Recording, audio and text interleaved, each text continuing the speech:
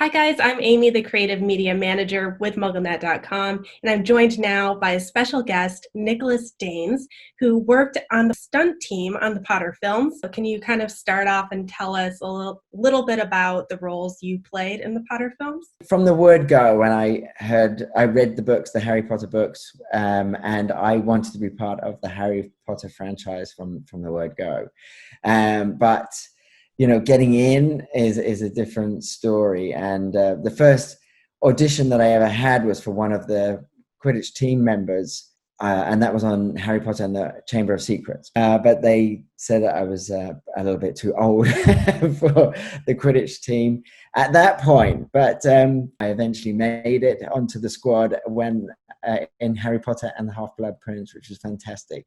I played a Death Eater in Harry Potter and the Order of the Phoenix. I played myself at the Weasley wedding in the Harry Potter and the Deathly Hallows. And I was a snatcher as well. Well, don't hang about. Snatch 'em. So a wide range. And I was a Ravenclaw pupil in the final big battle against Lord Voldemort, which was fantastic to be part of. And that's when the whole set caught fire and burnt down for real while we were all having our wizarding wand fights.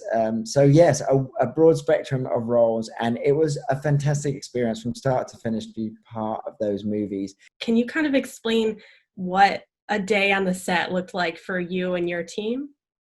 Okay, so a day on the set of Harry Potter, it usually starts way before that.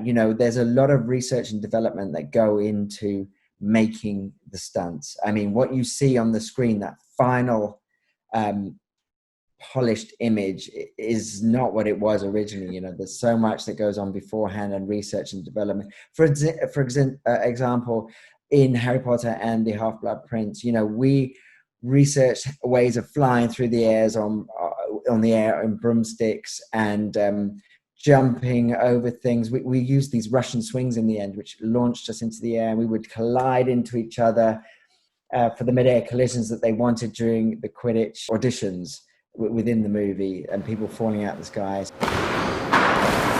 We had a lot of research to find out the best ways of doing that, the safest ways of doing that.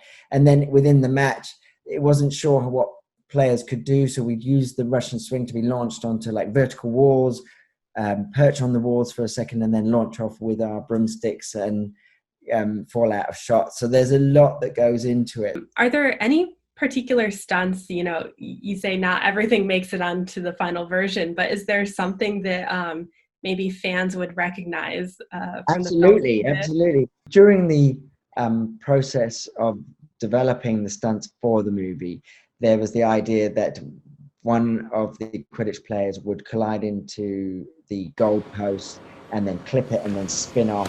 Perfect. And that actually did make it into the movie. And how do you train for something like this? Like, what is your background?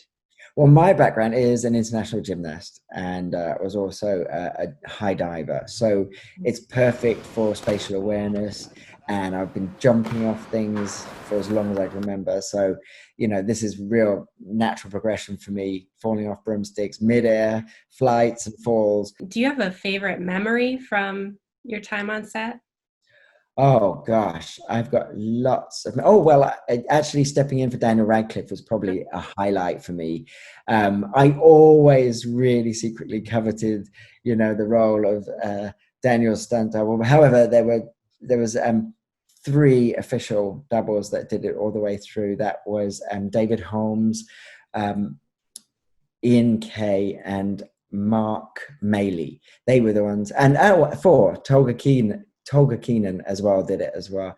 But for one scene, David Holmes was on another set at the time, and I was setting up a shot for a Quidditch scene in Harry Potter and the Half-Blood Prince, and they asked me to step in and double up for Daniel Radcliffe, and that was a real highlight for me. I mean, that one really sticks in my head. It was all pretty great, and it was the stuff that dreams are made of, especially if you're a fan of the books.